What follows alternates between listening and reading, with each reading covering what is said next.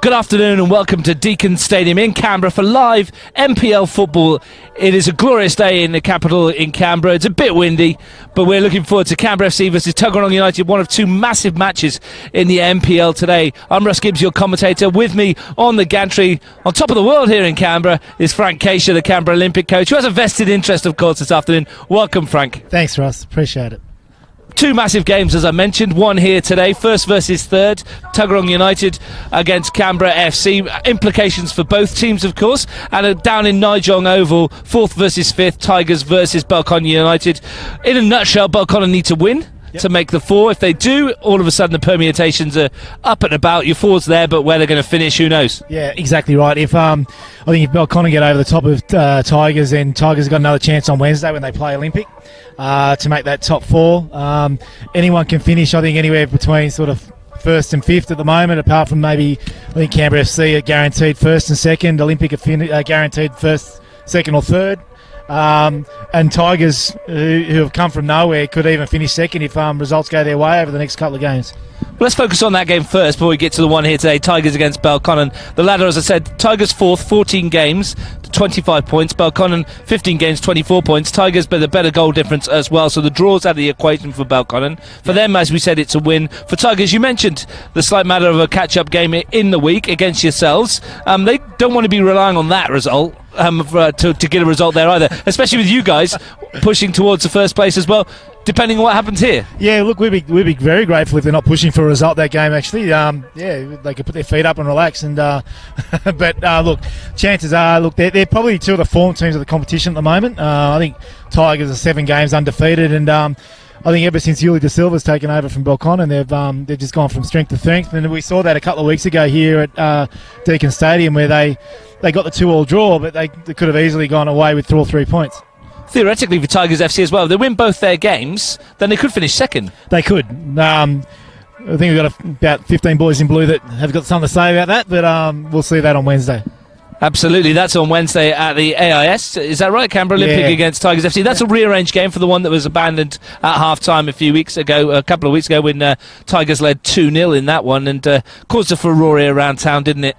But the conditions, I've seen the videos and the pictures, and it just wasn't playable at the time, was it, Frank? Look, every reason for Tigers to be upset. They were up 2-0 against us and playing very well. It wasn't as if we were planning for the rain to come the way it did. At half-time, we were preparing to come out in the second half and see how we can get ourselves back into that game and actually win that game. But it wasn't as if we were planning to put on our jeans and t-shirt and go out for a night out. So that's just the game, and it's unfortunate. And I've spoken to Gabby since then, and look, he gets it, he understands. And if the shoe was on the other foot, he'd be saying, "Yep, we'll just take it and move on." And his boys bounced back from that with a 2-0 win over Gungahlin United to put them in a situation today where they only need to get a draw to make sure that they'll be in the 4. But as we mentioned, Belconnen United, they've been one of the form teams of the competition as well over the last few weeks. They're banging in the goals. They're looking strong. Yeah, they're looking very, very strong. And I think just the way Yuli sort of set up his midfield a little bit with Sparrow coming in and young Adrian Maycor playing a more central role, I think it's given them a lot more balance and a lot more steel in the middle of the park.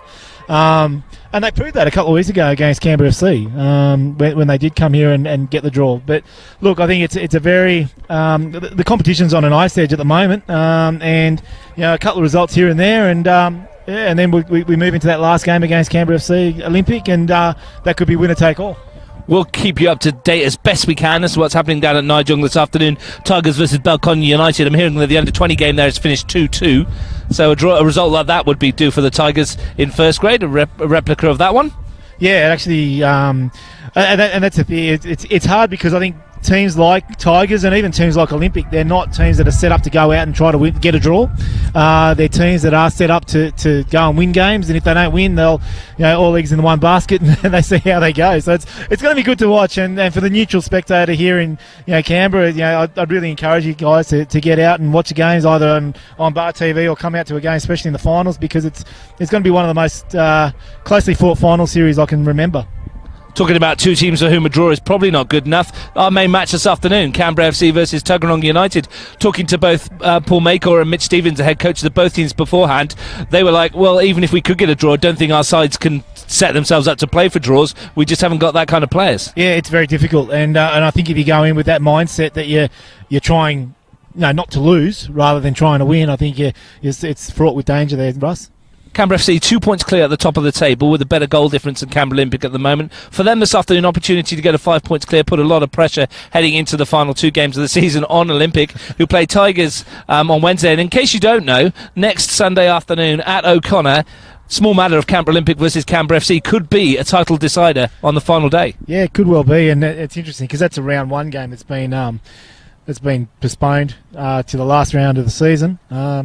Could have just wrapped it all up in round 1, I guess. And saved us the rest of the 3 months. Yeah, it's been a great season, though. We've really enjoyed it. Looking today, Canberra FC, if they did wrap that up, that would be their 23rd league title triumph in Canberra. That is a phenomenal amount. Standing in their way, though, today, and they'll have a massive say on it, Tuggeranong United, not been in the final since 2003, 15 years ago. I myself was involved back then. That was that long ago. And so was John Caggiano, the assistant coach of Tuggeranong today. But we look at the relative lineups today, and we'll check through the sides in a moment. Canberra FC haven't beaten Tuggeranong United in 5 matches. Wow. That's two and a half seasons. Yep. And that's incredible when you think about a few years ago, it used to be a dead set 3 points for FC. Oh, and such a that's an astounding statistic there, Russ, because obviously Canberra FC have always been there or thereabouts, and Tuggeranong have started to rebuild, and obviously the culmination of that is hopefully going to be for this season making the finals under Mitch Stevens. But that's a phenomenal statistics, but also a fair bit of credit to their past coaches, Miro Trinic and Sean Murphy, and I think a lot of this work that Mitch has inherited goes down to those two guys, two very good coaches, two very accomplished people in the local game, and I think a lot of credit goes to them as well. Earlier in the season, the game finished 2-2 down at Tuggeranong. Ian Graham and Michael Turazi on target for Canberra FC. Sean Kiddie and Tom Paget for Tuggeranong United. Sometimes, Frank, you just get a team that's your bogey side, and no matter what you do, you can't seem to get a result against them. And like I said, over the last 3 years, it's been Tuggeranong United for Canberra FC. Yeah, and you do. You find that a bit. We find it a little bit with Monero, actually. Even when I was coaching Monero, we seemed to have just something over Olympic, and now on the receiving end of it, we've had a number of opportunities to play Monero over the last few years, and even when we've gone on and won trebles and stuff, I think that was the year that we lost to Graham Plath's side at O'Connor as well. So. Fair to say, if Paul Makor could pick a team to play against at home, getting 3 points to push them towards the title, probably wouldn't be this Tuggeranong team at the moment that Mitch Stevens has got out there, considering the form they've been in over the last few weeks and the way they've pushed teams at the top half of the table as well. Yeah, they always seem to lift. And I was at that game where they drew 2-2 against Canberra FC at Canberra, and it was a really good game. A lot of opportunities both sides. Jordan Thurtell made probably 3 or 4 world-class saves for Canberra FC. It was a really good advertisement for the local game. It's not been the best of runs for Canberra FC. 1 win out of the last 4 if you count the Broadmeadow Magic FFA Cup exit as well. They've not been in the best of form over the last few weeks, but they're still a very dangerous football side. Oh, look, anyone that's seen Canberra FC go about their business this year will know that they're obviously one of the top two sides, potentially the top side of the competition, and obviously I've got a vested interest, so I'm not going to give it away just like that. But when you've got the likes of Thomas James, Kofi Danning, Ivan Pavlak, Matt Gerbisa, these sort of guys playing, then you're always going to have a good quality side there.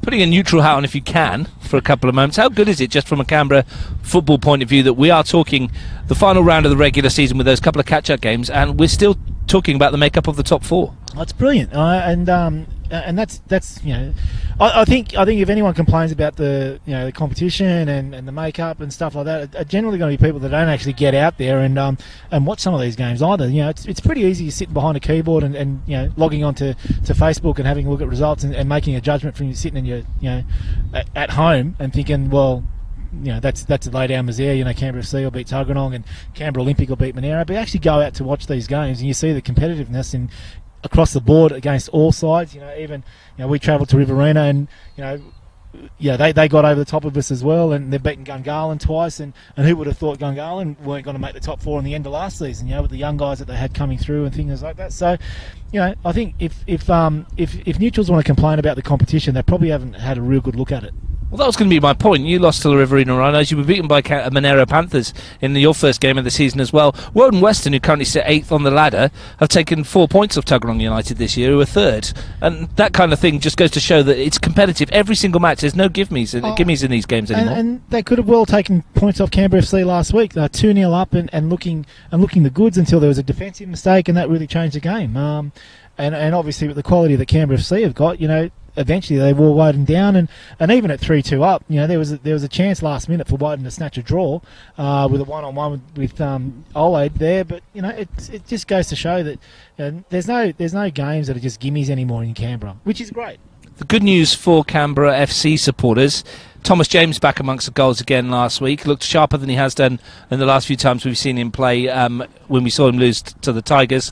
And in the FFA Cup he scored a goal, but he's been carrying a knock, but picked up a couple of goals again last week. Took him to 21 in all competitions, 16 league goals, 5 in the Cup. He's a major part of what can happen to them, not just today, but for the rest of the season. 100%.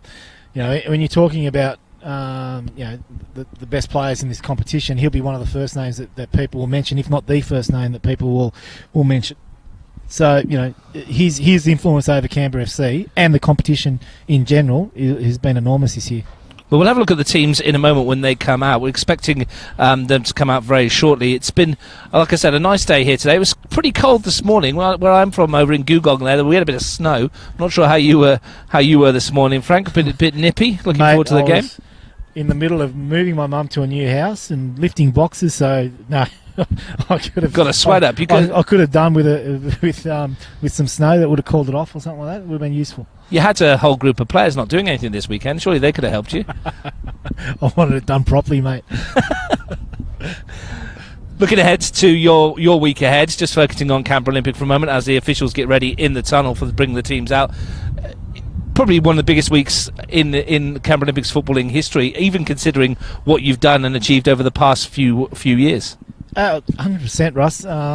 It's interesting. I'm a bit of a history buff myself, and you have a look at Olympics history. We're 62 years in now. We've won we've won 8 trophies in the last 3 years. Before that, I think Olympic were probably big underachievers as far as what the sides that they had and the club that they had and what they've actually got in the trophy cabinet. So again, this next week is enormous for us, and it basically comes down to us winning 2 games to win the title. Here's Tuggeranong United out on the field looking to shape their own destiny as well. As I said, 15 years since a team from Tuggeranong United played in the finals in capital football. Mitch Stevens has done a tremendous job with them. Let's have a look at their lineup. Jacob Wiseman in goal, Andrew Slavic, Liam Highmore, Matt King, Mitch Steenbergen across the back 4. A midfield 3 of Shane Murray, Daniel Roberts and Regan Walsh. Up front, the front 3, John O'Turek, Eddie Coggan and Isosa Ehegi. How important is Ehegi going to be to the Tuggeranong today? Yeah, look, I think 2 players will stand out as far as the match winners go for Tuggeranong, Ehegi and Shane Murray. I think if those 2 can hit, be on song today, then they'll pose a lot of headaches there for Canberra FC. Your match officials in the middle there. Greg Taylor is in the middle of the line, assisted by Lauren Hargreaves and Brad McGrath. Canberra FC, let's check out their lineup. Sam Brown in goal. They're back 4 as usual. Aidan Brunskill, Daniel Sabasic, Matt Gerdebischer, Ivan Pavlak. Midfield 4, Thomas James, Ryan Keir, Ian Graham and Matt Waters. Their front 2, Kofi Danning and Michael Mensah. Quality everywhere you look. Yeah, no weak links there or no chinks in any armour there. They obviously look outstanding. The likes of Thomas James and Kofi Danning, and even Matty Mensah up front, who's Michael Mensah, who's made a real difference to Paolo's team and the way they've structured up, and he's given them a real focal point up top. Got to be honest, Frank, I've been looking forward to this one all week. It's been set up rather nicely this last round of fixtures, and as I said, we will keep you up to date with what's going on down in Nigel as soon as we hear anything of note as well. It should be an absolute belter of an afternoon, and the first of what we hope is the next 4 or 5 weeks of top quality football in Canberra. Possible title decider next Sunday, then into finals football, semi-finals, prelim final, grand final, all live here on Bar TV Sports. it's going to be cracking. Yep, bit of sun's out now. You can get that sort of finals feeling about it, and yeah, you basically do have two finals early in the piece starting today. You've got Belconnen Tigers down at Nijong, and obviously Tuggeranong versus Canberra FC here at Deakin Stadium. And a quick chat about the match officials. Very experienced official in the middle, Greg Taylor, had A-League experience as well, so we're under no illusions that he's going to have a tough job this afternoon. It's going to be feisty. It could be one of those games that go either way, and may rest on a decision. Yeah, look, you hope not, and hopefully we're not talking about the refereeing or the officiating at the end of the game, and all's good. Well, it's going to be Tuggeranong United in their green and white hooped jerseys, attacking the goal to our right in the first half. Young Eddie Coggan come through the ranks at Tuggeranong United, about to get this one underway, and simultaneously down in Nijong, Cooma Tigers and Belconnen will be kicking off as well. All set, reasonable crowd coming in here. It's not too many, but it's probably all watching on Bar TV. Here's Murray. Going to have a huge impact on the game, you'd think. Knocked forward by a Heggie. First chase for Roberts. Gerbish is there. Brown cleared. Nice win at the back by Slavic. Pavlak sends it back. Mensah strong in the air. Good win. Yeah, that'll be an interesting tussle. Mensah and Matt King, I think, it'll mainly be a physical battle there. I don't think there's. I mean, Mensah's quite technically gifted, but I think Matt King will just try to out-muscle him as much as he can, but he'll have his work cut out. Well, King's no slouch, is he, across the turf? And Mensah's not the quickest, but physically he dwarfs King a bit, doesn't he? Imposing figure, isn't he? And very demonstrative, and obviously he's got some technique that backs that up as well, because you don't play at the level that Michael Mensah's played at without being, having the ability to and some technique behind you. 3 goals in the last 4 games for Michael Mensah as well, so he knows where the target is, and unlucky not to get 4 in 4 in the FFA Cup. Yeah, and the other thing that might have gone a bit unnoticed was against Woden. I think he probably set up at least another one of those goals. He's a real focal point. Murray switches play, looking for Slavic. If he keeps this in, it's an opportunity to swing the ball into the penalty area from Slavic. Nicely charged down by Waters though. Falls for Roberts. Looks to squeeze it through, can't get it past Keir. Here's Danning. Snapping in straight away was Walsh. First touch of the afternoon for James, FC's go-to man. Here's the skipper, Graham. Keir, a little bit heavy on that touch, but wins it back. Now Pavlak, chance for him to bring it forwards.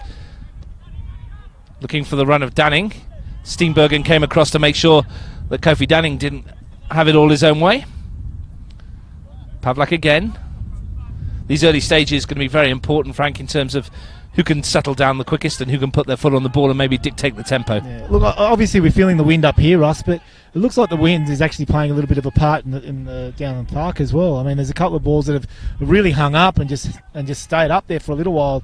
Pavlak was really good there with Asosa there, who's really out-muscled him and out-bodied him just as the ball was hanging up. So it'd be interesting to see how this contest develops. Had a huge impact last time we were here when Belconnen United drew 2-2. That wind caused a few issues for Sam Brown at the other end of the park. Almost led to a goal.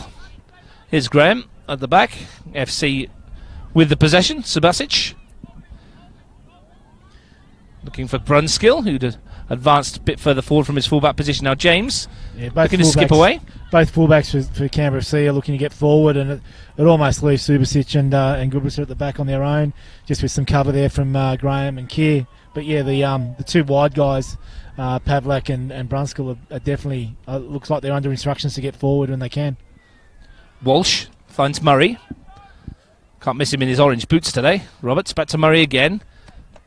Nice football this by Tuggeranong, and Murray looks to put Coggan in here. First chance perhaps of the afternoon for Coggan, but the ball held up just behind him. Didn't have the pace on it from Murray, otherwise Eddie Coggan may have been in on goal. They might still not have finished yet. Yeah, probably young Coggan there probably let himself down a little bit with his touch as well. Like, just needed to play that in front of himself, and he was in on goal. But a really good combination play there from Shane Murray and Roberts to break him open a little bit. Carved open the Canberra FC midfield with ease there, Tuggeranong.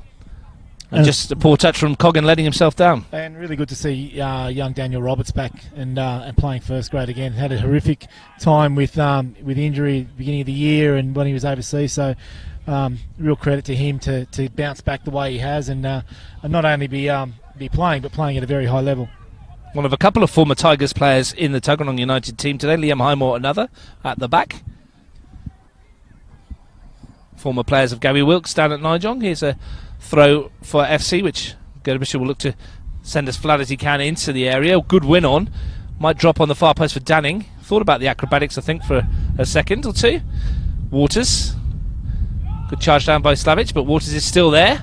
Tuggeranong struggling to get this one clear. Only as far as Pavlak. James. Thomas James tries one from distance and it's blocked by Walsh. Yeah, I think there's a real concern already for Tuggeranong. That's 3 headers at Mensa's one over the top of Matt King. And for a player who really relies on his physical attributes, I think that can't be a good sign for young Matt. Brown with his cap on. The sun will be shining in his eyes, particularly in this first half. FC happy to build up from the back. Gerbershaw, who I expect will have a big say in proceedings today, usually does. As Brown's clinch, you can see it'll hold up and again Mensa wins it again ahead of King. Yeah, he's 4 from 4. Yeah, that's going to pose a real headache there for Mitch around how they address that. Maybe needs to get a little bit tighter to him, just to give him that little nudge, Frank, that everyone loves. Either that or even try to play in front, Russ. Here's Highmore. Chipping it up, and that's going to find a Heggie. They couldn't bring it down. Gerbershaw sent it back. Slavic. Now a Heggie. Gerbishaw's there. The pressure on the back of him was from a Heggie, but Matt Gerbershaw shows all his skills and calmness personified. The coolest man on the pitch to get out of that situation. Man in Canberra, Russ. Yes, just ask him. Just pirouetted serenely on the ball there as Coggan was closing him down. What a great player in the local competition for many years there, Matty Gerbershaw. Here he is, playing the ball to Pavlak. Looking for the longer ball forward, but that's going to be easily picked up by Chirek. Murray. Looking for an option forward, but it's forced to go backwards to start again with King. Murray again. Jacob Wiseman, the young goalkeeper, saved a penalty on debut against his former club Gungahlin in the 95th minute of the match. Here's a Heggie. Young Zach Barbatano stepped up to take that. Yeah, 2 players who knew each other very well, apparently. Here's Roberts. Now chance wide perhaps for Chirek. Bit of space for the winger. Comes back in field though. And Roberts is closed down very sharply. It's almost an untimely slip by Steenbergen. Yeah, it takes a lot of guts to step up and take a penalty in stoppage time. Oh, look, 100%, especially when you're 15 years old. I think, obviously, young Zach's brave there, and he hasn't scored. But if I was a coach there, I'd be more probably concerned about some of the more senior players not stepping up. 100%. A 15-year-old put on the spot like that. Puts his hand up. And fair play to him. I'm sure Zach Barbatano, the quality he's got, is going to have plenty more opportunities in the future to be scoring penalties. Yeah, whether that's in Canberra or somewhere else. I think Dean Ugranich will obviously be looking at an NYL squad very soon, and I'm sure he'll probably be in the mix. Thrown right in front of the commentary position. Waters back to Pavlak. Switch of play is Ryan Keir. Start of the season injured Ryan Keir. Come back well, scored 5 goals, including a couple here in one of our matches that we did against Tigers FC. James finds Sabasic. Keir touches heavy again, and Murray nips in to steal it off him, and Tuggeranong looking to break. Walsh, Shahegi had gone there through the middle. The ball had gone forward. It didn't, it came back. Slavic looks to send it towards Chirek. Yeah. Very experienced defending there, Matt Goodrich. Just puts himself between the ball and the quick winger there, and just taking it away again. Waters weighing up the options. Wasn't much on up front, so had to come back to Pavlak. Yeah, Tuggeranong have set up very well. They're leaving one up front and probably playing 2 banks of 4, with Shane Murray just in between the 2 banks, and just sort of screening as much as he can and starting to play out. Here's Coggan. Off he goes, Eddie Coggan. On a run for Tuggeranong. Still going, Eddie Coggan. Good run this. Pavlak did enough to block it. Bright signs for Tuggeranong United in the early stages. With that. I think his first few touches let him down, but I think he'll get a lot of confidence out of that little run there. And anyone that can beat Matty Gubraser in a one-on-one, you're doing pretty well. Twisted him inside and out there for a moment. Yeah, I wouldn't bank on that happening too often. Well, if there's one thing that Tuggeranong probably have got over this FC back four, it's pace, isn't it? There's plenty of pace in this front three. I mean, more experience in the back four for FC by a long stretch, but a lot of pace in there, Heggie, Chirek, and also Coggan. Yeah, I mean, none of the guys in the back at Canberra FC are slouches by any stretch. So, but I think the experience will take them a long way. But one-on-one, and there's space in behind you there's always a threat with someone who's a bit quicker than you. Yeah, as you say, Pavlak is pretty sharp himself, and Subasic is pretty quick across the ground, and Matt Gerbischer might not be the quickest, but he makes up for it. Ball's fired across, makes up for it by being 3 or 4 steps ahead of anyone else in his brain. Yeah, well, this would be interesting to see how this matchup continues, because right at the moment, Mensa's right on top. He's out-muscled Matt King a number of times, and whether or not Mitch needs to maybe look at a switch between Liam and Matt. That was going to be the suggestion I was going to ask you. Maybe does Highmore go across? Potentially, because I think Matt might be either better suited to maybe go after Kofi rather than Mensa. Roberts into the penalty area. Danced his way past a couple, looked for Walsh and made the late run. Tuggeranong putting on the pressure again. Slavic. Did well there, young Slavic. He's been a bit of a thorn in the Canberra FC side for a little bit too. He's often popped up with the odd goal there. And they're in again. Sosa, Heggie. Oh, he's grabbed his arm. Round the back. Did it bounce off of Pavlak's arm? Big call. We're talking about the decisions beforehand. And FC get away with that one. Graham to Waters. Graham again. Waters has made the run. Great run too. Got himself in behind Slavic. Can he deliver something into the penalty area? Matt Waters skips inside very easily. Still going. Pulls it back for James, who tries to luck with the outside of the foot. First sider of goal from FC's leading scorer. Yeah, and good build up there. Ian Graham's unleashed Matty Waters down the left-hand side. Birthday boy this week, Ian Graham. So happy birthday to Ian. He's been around this SC lineup for a long time, Ian Graham. I saw his dad, Rob Graham, was filling in as under-20s coach. Yeah, Michael Mensah's suspended from coaching at that rate. Unmistakable Scottish growl of Robbie Graham. Here's a flag up there. We're hearing there's a goal. The Monero game has gone ahead. There's a goal there. The Panthers lead Gungahlin 1-0. Well, so we was to talk beforehand that it may not happen, but the Panthers are 1-up now against Gungahlin. They're bottom of the table, and it just goes to show what we said prior to kick-off. Exactly, Ross. I don't think Monero have got nothing to play for outside of pride. Gungahlin probably in the same boat. Whether or not they've mixed up their lineups a little bit just to give young guys an opportunity with a view to 2019. It'll be interesting to see how that game develops as well. It was a good result last night for Woden Western over in Griffith. 2-1 win over Riverina Rhinos. Not an easy place to get a result, as you're well aware. Michael Adams and Martin Deng with the goals there, and the wonderfully named Alexander Mulrooney Castellano netted for the Riverina Rhinos. You want him to get in the A-League, he'll make you a few bob with a name on the back of a shirt like that, wouldn't he? I don't think Riverina will be putting the names on the back of their shirts anytime soon. They'll go bankrupt. Here's Pavlak. Chips it goal, it should be easy for Wiseman. Carried a knock into the game, Jacob Wiseman. They were a bit unsure whether he was going to be fit enough to start. Pulled something in training. And Tom Barton was possibly going to have a run, but looks like Wiseman, of course, has got through the fitness test. And they've been quite blessed with some good goalkeepers, Tuggeranong. They had Rory Larkin at the beginning of the year, and now Wiseman's come in. He's been quite impressive, even when we played against him a couple of weeks at Olympic, when we played him at O'Connor, and we got up 3-2. He was pretty good. Coggan wins a free kick, a little nudge in the back from Subasic at the back there. They want to go quickly with Walsh to Roberts. Got the Tuggeranong cheer squad right next to us on the left here, Russ. There is. We're right amongst the fans. It's usually where the Canberra FC support is, isn't it? For big games to our left. Yeah. You'd expect more people. A day like this, you'd expect more people to come out. Yeah, it's disappointing that the amount of people that are here, and maybe they're all saving themselves for next week. Here's James running at the defence. Thomas James, well blocked out wide there on the opportunity for FC just win by the bye. It was Chirek who'd tracked back.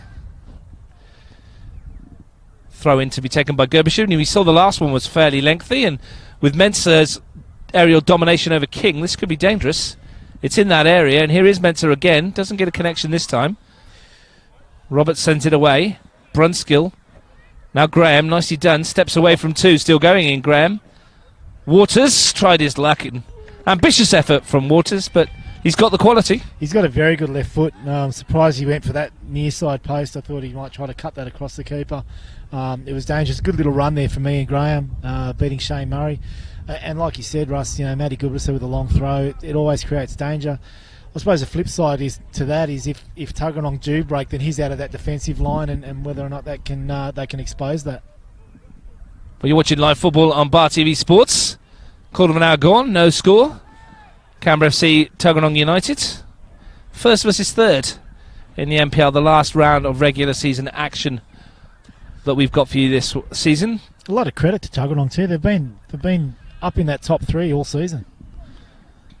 That's why Mitch Stevens wants them to stay today. Be doing you guys a favour at Olympic if they do. Kier in the middle of the park. Ball forward from Brunskill to Waters. Now James cutting in field. This is where he's dangerous. Tries to feed it through to Mensah, and Slavic got a foot in, but there's a foul. It's a very big advantage. It was, wasn't it? Like a rugby union advantage, that one. Waters was caught late. But inches between that ball being cut out to Michael Mensah and not... Almost a great ball, wasn't it? Here's Subasic. Yeah. James looking lively, which is never a good sign if you're an opponent of Canberra FC. Here he is, dancing towards the area, looking to pull it back towards Danning, and a good foot in again defensively by Tuggeranong, and it was Highmore this time. It's never a good sign if you're the coach of Canberra Olympic, just quietly either, mate. From a neutral point of view, we're seeing TJ in full flight. When TJ's in full flight, yeah. From a neutral point of view, it's fantastic. From a coach on the bench, it must be horrible. No, he's a good guy. Here's Gerbisher again with another flat throw in towards Mensah, wins the header, and once more, and Wiseman catches it. How many more times? The break might be on, though, for Tuggeranong United. Only 3 players in this break. Roberts is one of them, looking for Coggan. That's a great ball over the top. Coggan stretching for it, though, couldn't keep it in. It's just like we said there, Russ. They took the advantage of breaking quickly with Matty Goodrich taking the throw in, and they almost exposed Canberra FC on the counter. It was good vision from Wiseman, wasn't it? He realised straight away as soon as he took that ball that there was space, and Roberts ran into it for him.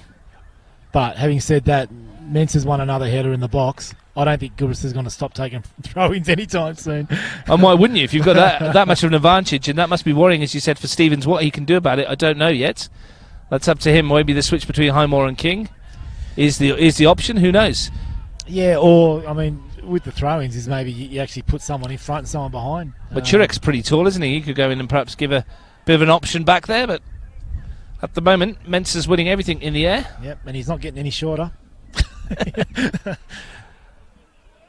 Not going to erode his feet as he's running up and down.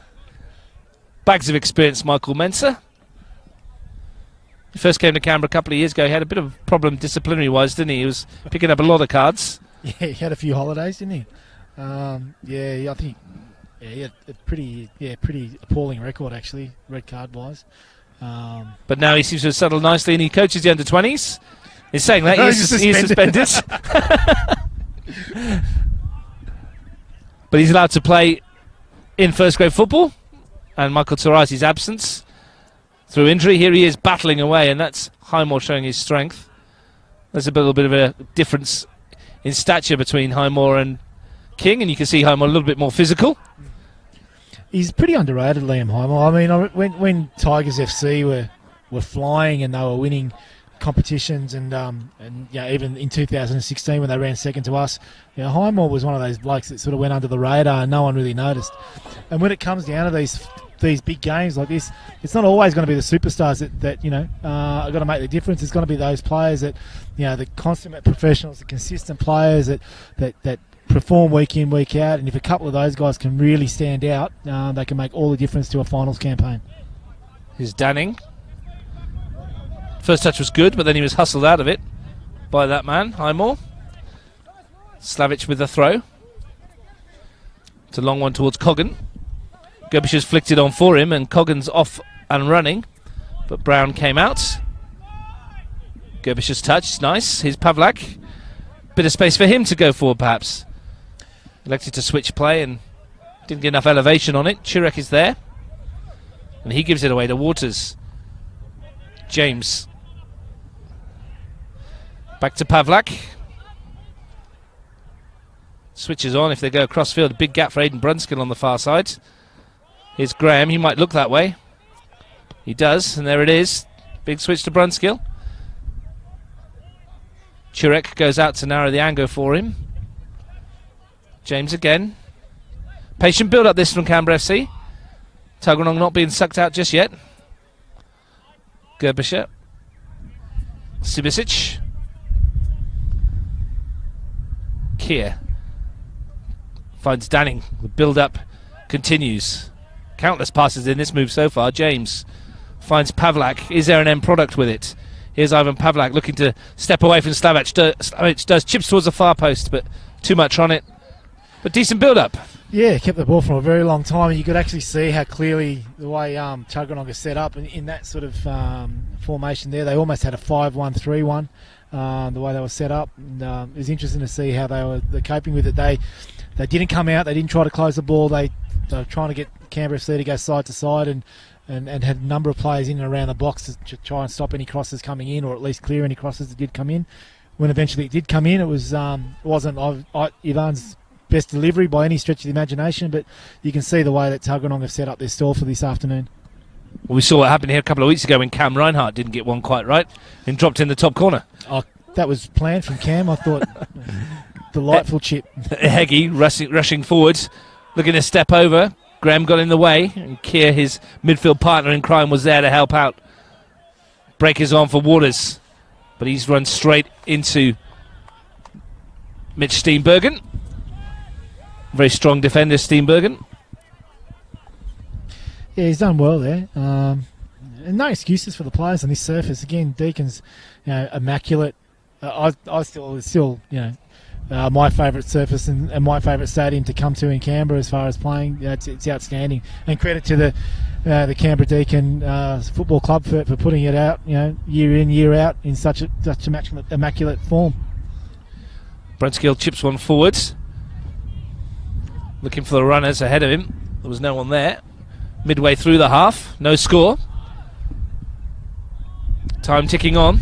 No score from what we're hearing down in Nijong either. Monera lead Gungahlin 1-0 in the other game today. Yeah, so we're still poised. As we were.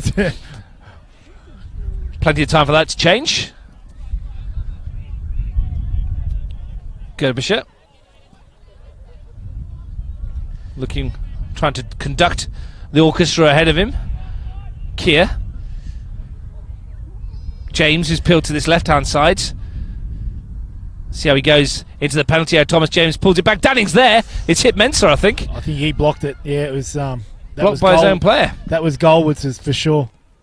Walsh looks for Heggie making the diagonal run, and Gerbish just seen it. And there's an example of what we said about him reading the game way before everybody else.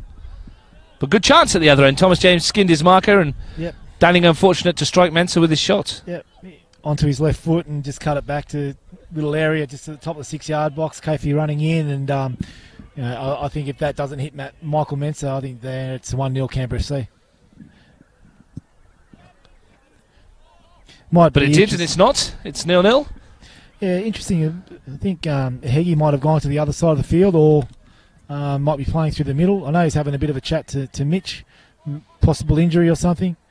And this is interesting. If you do start weighing up, the next few weeks is who do you risk and when do you risk them, and when do you actually make substitutions, and Here's Danning. Good ball into the penalty area as well. Mensah's there with a header. It's a bullet header. It's a wonderful goal from Michael Mensah. First blood is red blood. It's Canberra FC who lead. What a finish that was. Yeah, big build up there. Great ball from Brunskill and unmarked in the middle of the box there, Michael Mensah. And you could see that coming a little while over the last 5 minutes or so, I think. It's a goal that the majority of the fans here at Deakin Stadium would have wanted. We've been saying since the kickoff that he's been aerially dominant over everybody else in that Tuggeranong defence, and he proved it there. Still needed some finishing, didn't it? I was going to say, I mean, even though he was unmarked, he still had to place that with power and a fair bit of precision, because he's popped that straight into the side netting almost, and that's a big finish there for Canberra FC. An irony of ironies, as I said before, wouldn't have been playing if Michael Tarazi had been fit. They wouldn't have needed to bring him out of semi-retirement. As it is, he scored 4 goals now in his last 5 games, and crucial ones for Canberra FC. How big will that be in the scheme of things? At the moment, Canberra FC going 5 points clear and putting a smidgen of pressure on Canberra Olympic on Wednesday.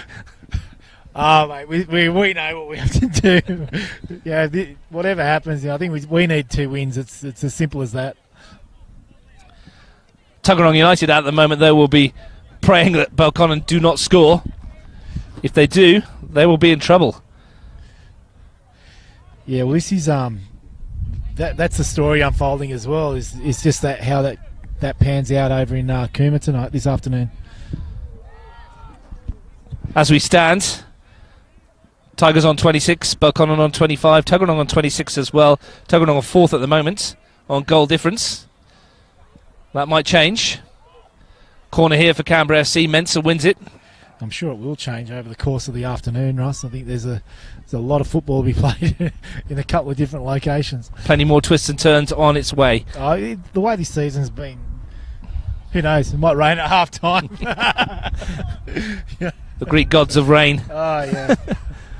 Thomas James with this set piece swings it in, volleyed clear.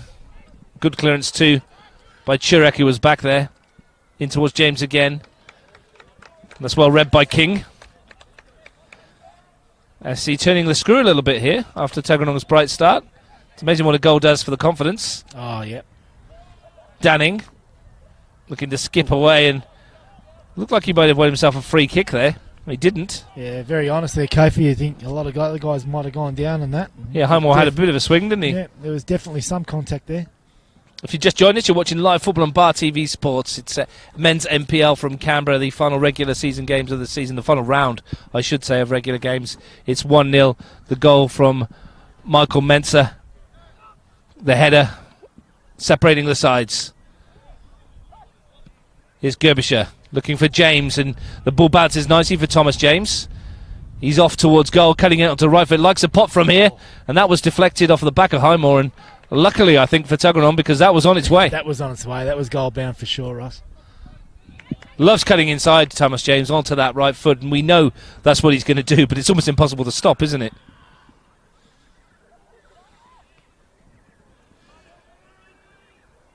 Gerbischer challenges it at the back and concedes the throw. Yeah, it'd be interesting to see how Mitch Stevens plays this now. Obviously, they need a result. And if you do go too forward with your players against Canberra FC, they'll pick you off for sure. Well, Steenbergen's advancing forward there, and he wins a corner and a chance for Matt King perhaps to cause some issues at the other end. Mensah's going back to track back and get a hold of it. Shane Murray will be over the set piece. Not blessed with a huge amount of height in the Tuggeranong team, but there is some big lads in there. Murray will be playing this into the wind. Saw some exquisite corners from the Blue Devils here a couple of weeks ago. As Murray got one up his sleeve, he has. It's a good-looking one towards Ihegi. Bounces around, and it almost broke for King. Ricocheted off a couple of players there, and gratefully grasped by Sam Brown. Now it's FC's turn on the break. It's James. Danning has peeled in from an offside position and then came back because he had made the run early. But lucky for FC, maybe. Yeah, I think Matty Gubris is feeling the effects of that. I think he's copped one straight in the face, and that deflection. heard a few calls from the back of the defence at Tuggeranong asking for handball. I couldn't see anything from here. Didn't look like it from where we were. If it was completely accidental. Yep. Slavic was looking to keep that in. Was unable to do so. But a good delivery there from Shane Murray, and that's the quality that he's got. A beautiful cross, wasn't it? Just dropped it right where it needed to go. And Heggie had made the run. He got away from his marker, but just didn't make any contact. Yeah. He's actually quite underrated in the air. He's got a really good vertical leap. A very good athlete. Highmore beats Mensah in the air. Mensah comes back for a second bite. And Steenbergen helps it clear. Bounce might favour Heggie. Gerbischer was there. Here's Coggan. Off he goes again. Only Heggie in the middle. That's who he's looked for. Brunskill clears. And Waters completes the clearance. Tuggeranong unbowed by going 1-0 down. They'll keep pushing. They've started to lift a bit. And that's how Belconnen approached it as well. They went a goal down and they kept on lifting, and yeah, they ended up getting a result.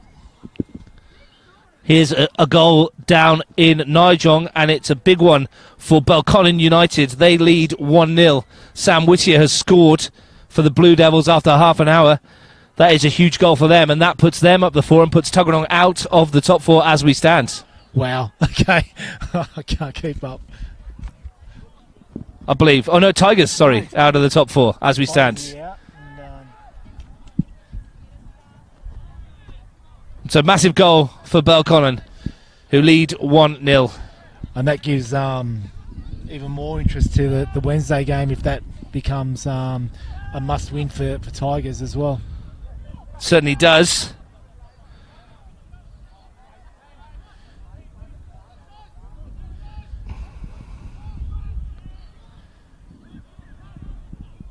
Canberra FC leading, Belconnen leading.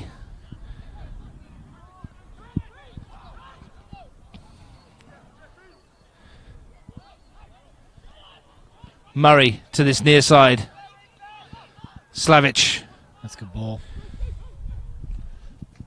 The overlapping run was made by Churek.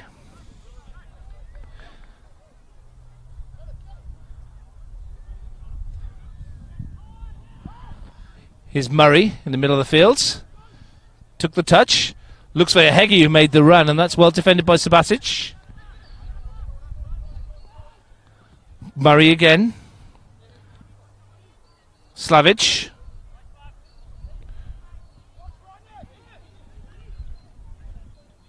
Coggan challenging with James. Doesn't mind a bit of defensive work, Thomas James, does he?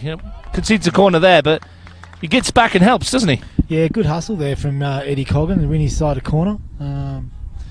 Yeah, and if get another good delivery here from Shane Murray, it'd be interesting.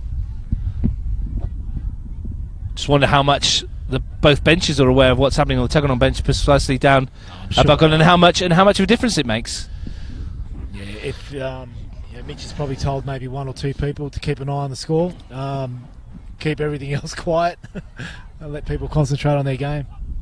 Here's Murray, took a short corner, nicely worked this for Tuggeranong. Here's Roberts, just ran away from him. He need to run around him. Yeah, Brunskill got the toe in to get rid of it. Looked like he was in for a second. Another opportunity for Murray though from the set piece. Yeah, it was a well worked corner actually. So 2 goals in the 2 big games. Belconnen leading Tigers 1-0. Canberra FC leading Tuggeranong 1-0. Murray with the latest set piece.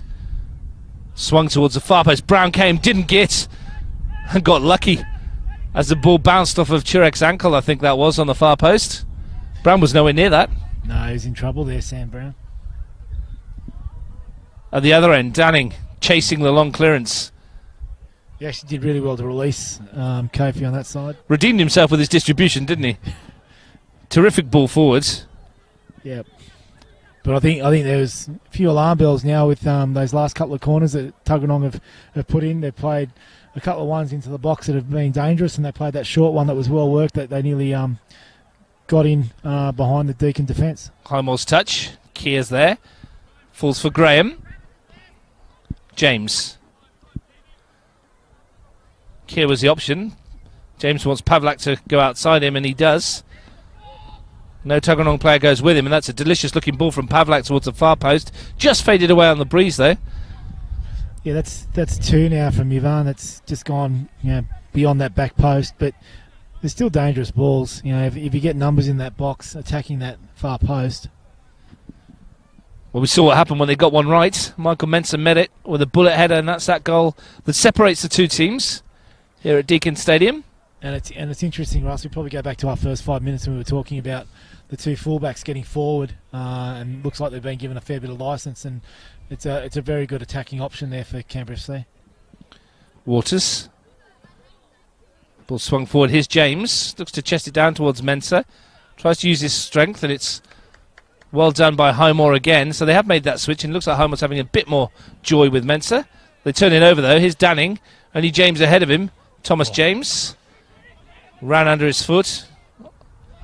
And he's beaten to it, and that's a decent clearance as well. Coggan takes it in his stride.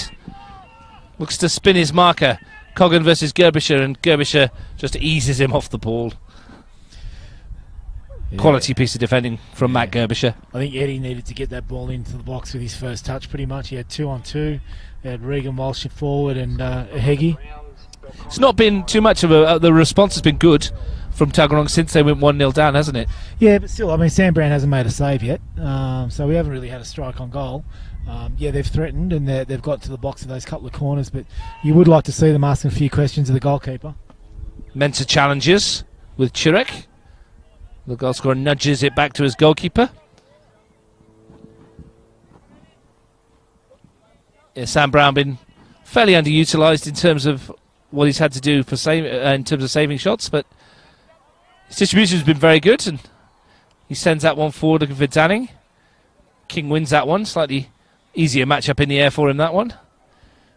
Yeah, and that probably should give Matty a bit more confidence. It'd be interesting now to see if Paul in the Canberra FC dugout responds to the switch and tries to do what he can to get Mensah back onto Matt King. Because he was giving him a torrid afternoon. Capped by the goal. The one that separates the two teams. And, of course, Sam Whittier's goal down in Nijong, giving Belconnen the lead. Keir. Still much to play for. Ooh. Frank's got his calculator out and ball sent forward. Heggie's challenge on Pavlak, and your boy Jordan did all the calculations in the week, didn't he? And he came up with about 7,000 permutations. Yeah. We put it up on our little group chat there at Canberra Olympic, and it pretty much comes down to what we already knew. Win both your games. Win both the games. Don't even worry about anything else.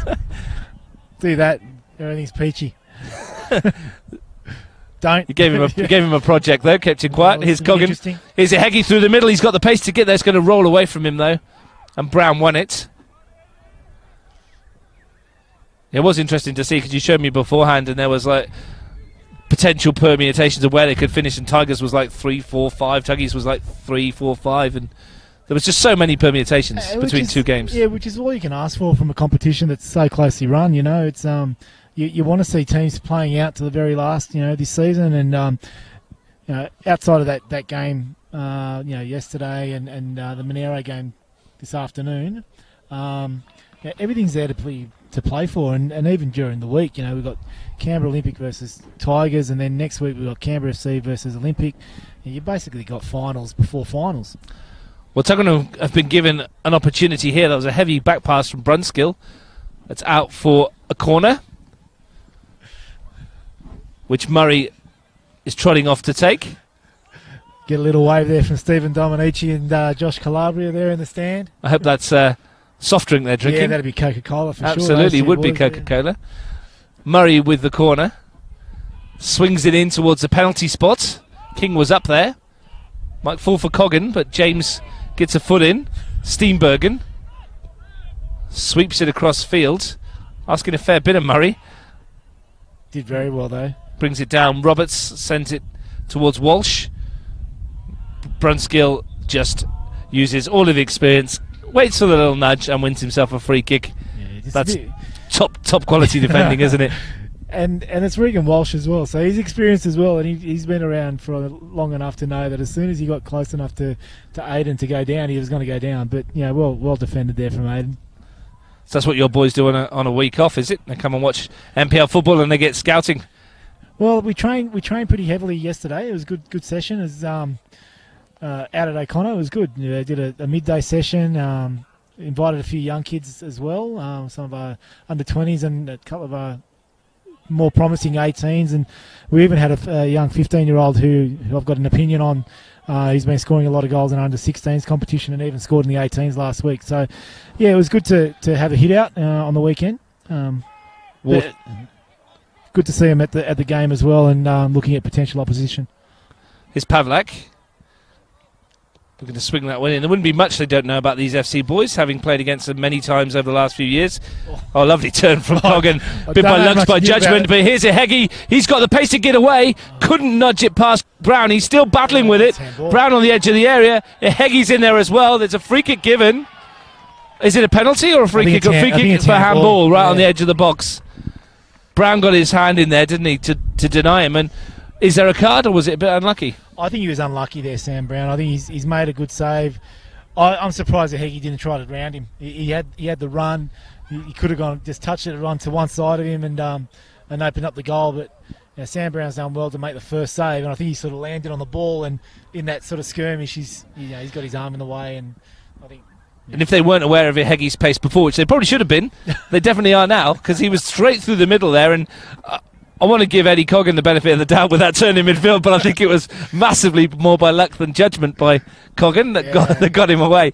Flummoxed everybody, didn't it? Well, it flummoxed Matty Goodbusser. I don't know. He didn't know where the ball had gone. But this is a really good opportunity here for Shane Murray. He's got some real quality. Regan Walsh is good on the set piece as well, but fancy Shane Murray to bring out something special here. He is a set piece expert in this Tuggeranong team, the Irish midfielder. 4 goals this season. His last was in a 2-1 win over Gungahlin a couple of weeks ago, an important one. Shane Murray lining up the free kick right on the edge of the box. With this wind, it's going to be tough to get it up and down, but he has the quality to do so. I think he'd be keeping this low and just bottom corner. It's Shane Murray. Fires it into the wall. Second effort from Murray, and he fizzed that one in. Caught hold of it on the second effort. It was always going wide of goal, but holds his head in his hand. He's disappointed. Yeah, I mean, from where he was and the position he was, he'd want to at least work the goalkeeper there, and it's got a deflection from the wall, and it's probably a missed opportunity there for Tuggeranong. 3.5 minutes to go to half time here at Deakin Stadium. The goal from Michael Mensah separating the two sides and putting Canberra FC 5 points clear at the moment. Canberra Olympic, of course, with 2 games to go. One of them against FC. Brown sends out one forward. Well won by Highmore. Coggan. Nice turn. That's better that time. He definitely meant that one. But Kira had read his intentions and just got in the way. But they coughed it up. Here's Roberts. Chirek outside. That's Walsh, rather. Roberts again. Looking to get in onto the right foot to swing it in towards the penalty area. That's a thumping challenge for James on Roberts, and it's a free kick to Tuggeranong. Finishing the half strongly. Yeah, a lot of credit to the response Tuggeranong have put forward since going a goal down. They've really lifted now. I still think Canberra FC are probably well worth the lead at the moment, just on that 10-15 minute period where they really were dominant and sort of camped in the Tuggeranong half. But Tuggeranong have responded very, very well. Can Murray pick out a green and white shirt and end the half on a high for Mitch Stevens, Tuggeranong United? Chipped it into the area. Coggan threw a lazy boot at it, didn't get any contact, and James can bring it away to Waters. James has made a good run ahead. Mensah tried the cheeky little flick, but just misjudged it. Matt Gerbisher shouting at him to hold the ball up. Fair to say his heading ability was better than his touch there. Mate, he's seen the size of this guy. I'm not saying anything against him. We're all right. We're about 16 foot off the ground. Yeah, even worse. Chip over the top. Ehegi's gone after it. The flag goes up, though, against Lesotho Ehegi. It's looking dangerous, though, isn't he? And he's going to get in again at some stage if they keep playing this line. And it's no fluke. I mean, he's been dangerous all season. He's definitely one they need to, definitely a player for the future. But even his present right at the moment, like he's going to be one of those players that if Tuggeranong do make the finals, everyone's going to be looking at and be wary of. Their leading goal scorer this year with 10. Here's the Canberra FC, number 10, Kofi Danning. James has made the run, and he's got in here, Thomas James. Good run too. Back for Kier. Disguised ball to Pavlak. Gets a second opportunity. And that's come off the arm of Slavic. Surely that's handball. Had to be handball. Greg Taylor says chest. It looked like it was a save. A charge down in rugby union terminology. It's a corner anyway. But it was definitely a handball, wasn't it? Yeah. I think so. 100%. Well, they'll take the corner. Thomas James in no rush to go over and take it. We've got 35 seconds or so to half-time. James's corner could possibly, wouldn't be too much time added on, I wouldn't have thought. Yeah, Tuggeranong would really do well to hold out here. They're still in the game at the moment. James swings it in towards Mensah, who won the header again. Nods it over the crossbar from 6 yards out. Good chance that for the centre forwards. Once again, they can't cope with him in the air at all. That was every bit as good a chance as Heggie's at the other end. It's one-on-one with the keeper, and he's basically got to the ball before the keeper has. Just put that on target, and it's 2-0. Here is Heggie, looking to run Subisic. Goes down under the challenge of Brunskill, wins a free kick. Fair to say that the Canberra FC fans in the Ivan Bullen stand and just in front don't agree with that one. Looks a little soft.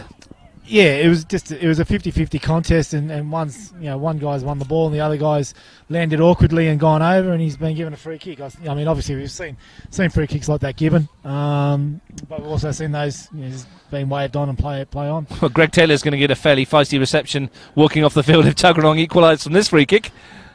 Not from me. In stoppage time, or from the Canberra FC bench and support, I'm thinking. Not from you, for sure.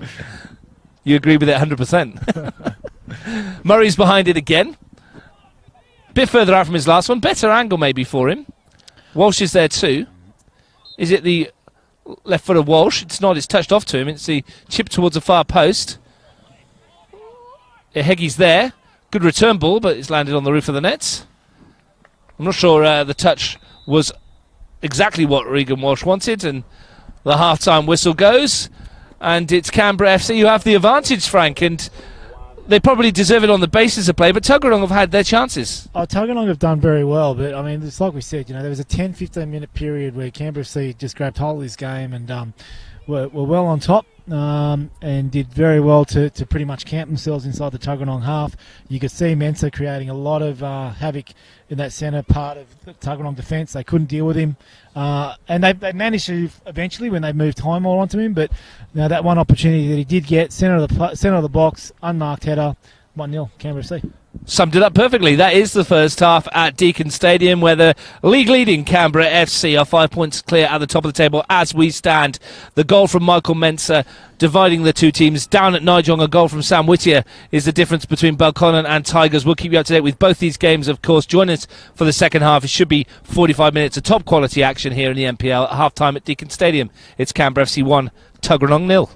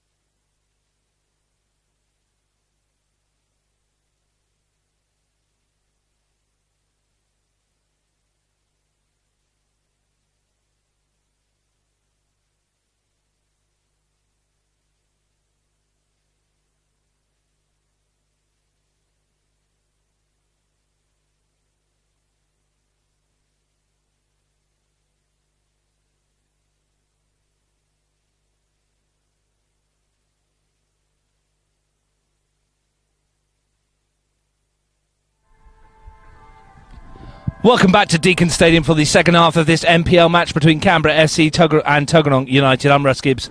Your commentator with me for the second half, as he was for the first, is Frank Keisha at half-time. Frank, Canberra FC leading 1-0, Michael Menzel's goal, and in the other big game down at Nigel, Balcony United leading Tigers FC 1-0 with a goal from Sam Whittier.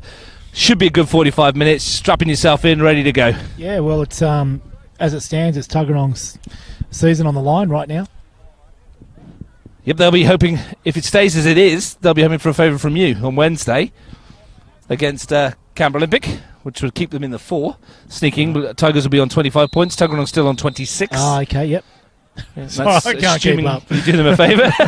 We'll get there. Before the end of the day, we'll have a clearer picture, of course, as the goals go in. We're sure we will. The second half underway. Quick run through the two teams: FC Brown, Brunskill, Subasic, Gerbischer, Pavlak, James Keir, Graham and Waters across the middle, Danning and goal scorer Mensah up front. Tuggeranong United, Wiseman in goal, Slavic, Highmore, King, Steenbergen. Their midfield 3: Murray, Roberts, Walsh up front, Turek, Coggan and Ihegi. We'll talk about the substitutes available to both teams in a moment. But Tuggeranong will need to find a response to that goal if their destiny is going to be in their own hands. Here's Turek, friend of the small band of Tuggeranong supporters on this near side. There's a few more on the far side as well. Murray, middle of the park. Steenbergen. Been given plenty of room to advance into here, Mitch Steenbergen. Right up to the edge of the FC penalty area, in fact. And Turek's peeled wide. Now they need the delivery. He's got away here, Jono Turek. Fires it across the goal. Might fall for Ihegi on the edge of the box. Murray's there as well. Firm challenge that by Keir. Roberts. Coggan looks to spin away from his marker. Gerbischer's there. And FC will get away from a free kick. And just a little bit of afters there. Yeah. Not a lot in it, I don't think. All handbags though, Frank. Oh, look, really well defended there twice. Once by Ryan Keir and then once by Matty Goodrich. So, Tuggeranong threatened early in that second half, that beginning of that stanza there. So, yeah, they should set it up for a good second half. Two benches. Canberra FC, Jordan Lamb, Marco Verkic, Ross Costanzo, Christian Predazina, who created that goal here a couple of weeks ago. Tuggeranong's bench, Marco Gaia, Sean Kiddy, Marlon Thompson and Matt Williams, young striker, as well. So we may see some movement in this second half. Free kick given. It's been a willing start to the second half. There's even Michael Mensah there. It looked like Slavic getting involved in just a bit of afters there as well. So Frank, no real out-and-out striker per se in the Tuggeranong team. You got Marco Gaia there, who's played most of the season as defender. Sean Kiddy, who'll give you 150%. Marlon Thompson, who's nominally a centre-back. And Matt Williams is the young striker. He plays more of a wide attacking role, though, up front rather than through the middle. So if they're going to need to get it done, it may be the ones that are on the field that are going to have to do it. Yeah, well, I suppose it could be a bit of a reshuffle. I know if Kiddy came on, maybe you'd throw Slavic a bit further forward. He can pop up with a goal. But yeah, it's funny. At this time of the year, you sort of make do with what you have, and you start becoming a bit creative as a coach. James, well, we know what he's got. Goals in his feet, and plenty of them, and what he has done is won a free kick, and Mitch Steenbergen is the first man to see yellow. Probably can't argue with that. No, I wouldn't have thought so. I think, he took his medicine there, Mitch Steenbergen. Yeah, definitely yellow. One of those good fouls as a coach, because James was past him there. Yeah, you probably wanted to do that a bit further up the field, though. Edge of the box. It's still within striking distance for Thomas James, and Matt Waters with the left foot here could be interesting. Well, Matty Waters has come across here with the left foot, and Thomas James has abdicated the responsibility, which is unlike him. I wouldn't count on that just yet, Russ. He's wandered away from it. James, he could get a short ball played to him here too. They may well do, and a spin, but he's trying to create the gap for Waters, who's got a vicious left foot, and we know he can strike a good dead ball. Matt Waters. If he aims straight at Thomas James with an in-swinging left foot up. Well, here he is. What's he got? Swings it over the wall, and it's all a bit too high, and all the big build-up. We tried. I don't think Thomas James will be abdicating the next one. He might get a chance straight away here. That's an error by Wiseman, and luckily for him, Matt King was alert enough to clear. And you can see how disappointed he was with himself there, Wiseman, with the clearance. Yeah, well, like you said, the season's just hanging on a knife edge for a few different clubs for different reasons, and one mistake is really important right at the moment. From a neutral point of view, it's fantastic. From a coach's point of view, it's probably horrible. Mensah flicks it on. Danning's there, flags up though. Came from an offside position. And you're going to ride the crest of the waves and the roller coaster of emotion on Wednesday and next weekend as well? Yeah, it's funny. I think this season, I think we've sort of gone down that path a fair bit now. We've sort of been there, done it. So it is stressful. It is 100% stressful, but I think I approach it a little bit differently than I used to. If we're good enough, we're good enough. If we're not, well then we'll fall short. Well, your lads have left, it looks. They're not in their spot they were in the first half, mate, so they may be going home to tuck themselves up for Wednesday. Get out of the cold. Yeah. Brown sends that one forwards. Steenbergen has it. Murray will take over. Ball forwards. Nice touch that from Walsh to Chirek. Ihegi. Graham was there. And Keir, rather lazily, is robbed by Murray. And Roberts is robbed by Waters. And now here's a break. James leading the charge. Danning ahead of him. Tried to find Kofi Danning, but Slavic was back there to defend. And Roberts will be relieved. Did well there, Roberts. He kept it in and then beat Kofi Danning and then played into him. He did a good job there. And he probably needed to, because I think he was the one who had his pocket pinched in the middle of the park when they Tuggeranong were attacking. He coughed it up and got it back via Slavic. Andrew Slavic's good piece of defending out on the right full-back position. Plays that position very well, and as you said, he's got the opportunity to advance forward. That was him finding Murray. Yeah, it's Andrew Slavic's an interesting player in that he seems to have been around for a very long time, but he's still very young, I think. Keir's challenge in the middle of the park. It's going to fall for Graham. James. Now Keir. A little touch off to James. Danning. Looked for Mensah. Danning was caught late by Highmore. Free kick. FC. Early stage of the second half, live on Bar TV Sports. MPL football from Canberra. Canberra FC leading Tuggeranong United by 1-0. And Tuggeranong would do well to be well on their guard, because I think Thomas James is looking like he's just stepped up to the plate for the last 5 or so minutes, and he's starting to get mobile and active, and that can really spell alarm bells for most teams in this competition. Here is James. Lifts it towards the far post. Great ball towards Danning, who was onside. Couldn't control the volley. More than a half chance.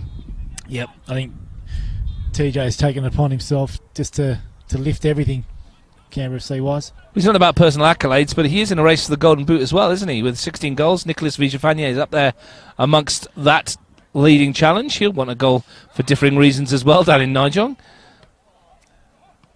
So, wouldn't be surprised if we see James step up again in the second half. It's all about the team more than the individual there, but it's always a nice honour to tuck away in the trophy cabinet. Oh, absolutely, and I mean, he'll be right up there with the Player of the Year votes as well for the the league's best player this year. It'd be hard pressed to see too many people get ahead of him. Wouldn't be too many, as you say. Here's Danning, who's got that one wrong. He's only found Murray. Churek's peeled away, and he's got a lot of space both front and behind. Hegi's made the run. The switch may have been on. Hegi's come to this near side, tracked by Sabasic. Hegi does switch to that far side towards Roberts, who I think lined up absolutely spectacular, and then realised he was going to get nowhere near it. Yeah, probably could have done better just to maybe try to take that on his chest and maybe strike it with his second touch. Looked like he was winding up the right foot for something spectacular for a moment, didn't I it? got sore just looking at trying to think my leg get that high, but yeah. I think he thought the same. That's why he didn't go for it in the end. He thought, might connect with this, and if I do, I'll be out for 6 months. He took up a really good position out wide on the right there, Daniel Robertson, and I thought they could have actually played him a bit earlier instead of playing a Hegi down the narrow side where there was a number of players already there. Could have been where the ball went in the first instance. Here's Murray, looking to send it forward. Coggan needs to be a bit stronger than that. Gerbischer slashes at it. Now Highmore. Roberts. Slavic on the overlap. He's quick, but so's Pavlak. And harmless in the end.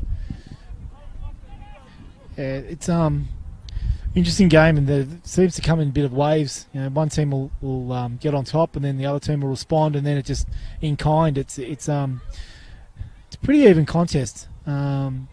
Just that little bit of quality that Canberra FC have got, especially up front, is just making a difference. People like Kofi, TJ, and Mensah, they're playing them balls into feet. They're controlling it and bringing other people into the game. Pavlak slices that up in the air. Roberts is there. Wins the header. The throw to FC in front of the Tuggeranong bench. They might be looking to make a change. Yeah, looks soon. like there's someone warming up on the bench there. Danning tried to hook that one over his shoulder, and it was cleared by Steenbergen. Volleyed out of play.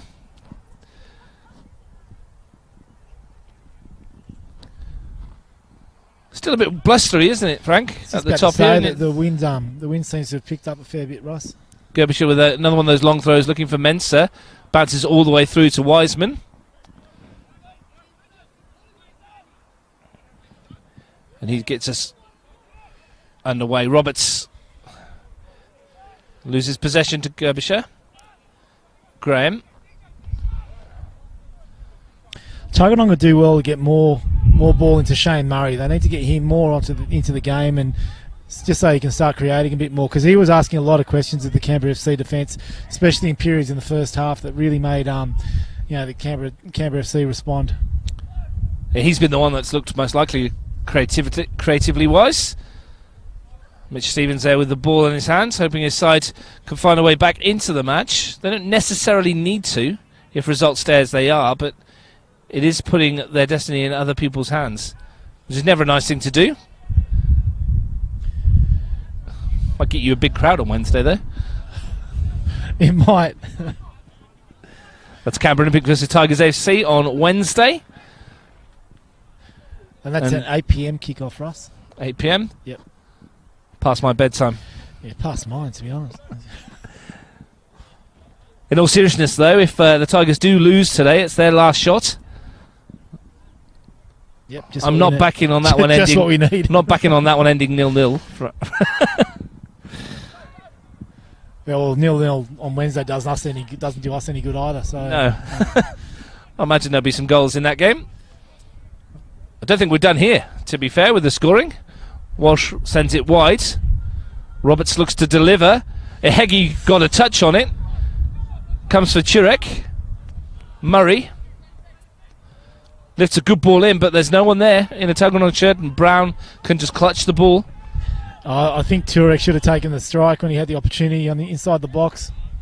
Neatly done by James, and a nice touch by Keir. Danning. Keir again.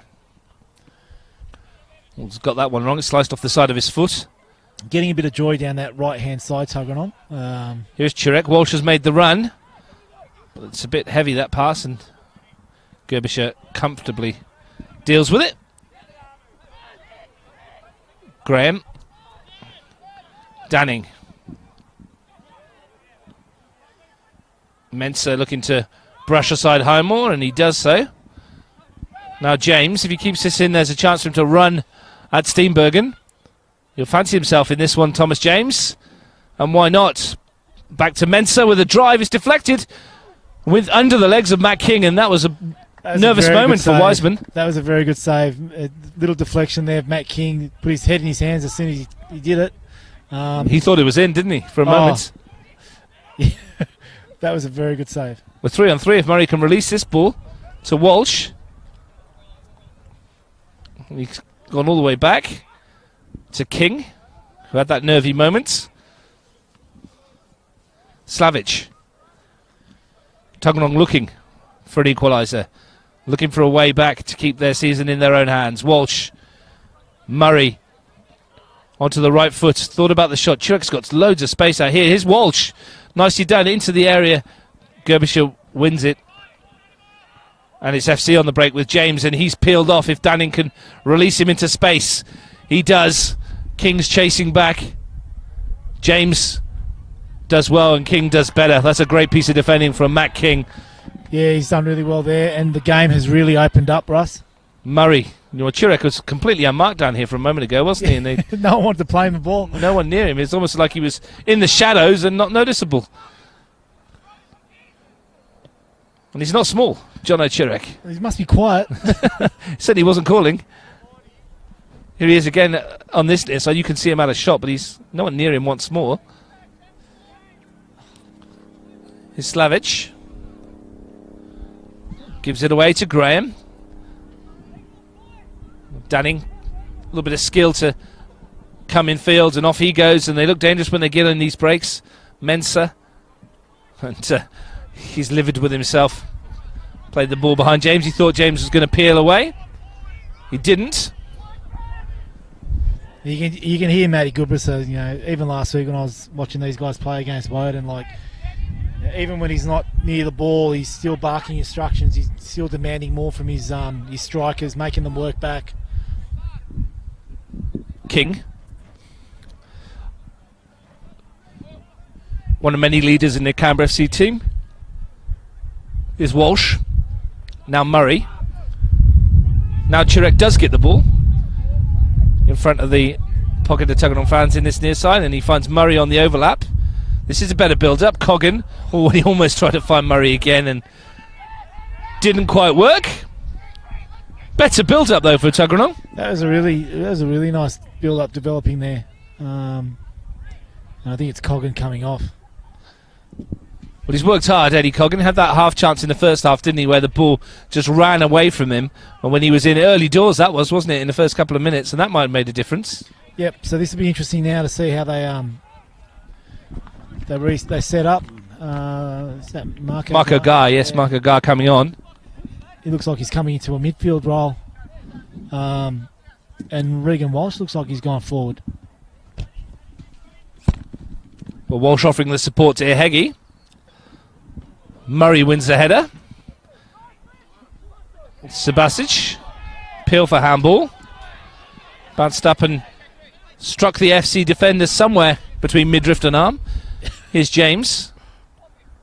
Waters on the overlap.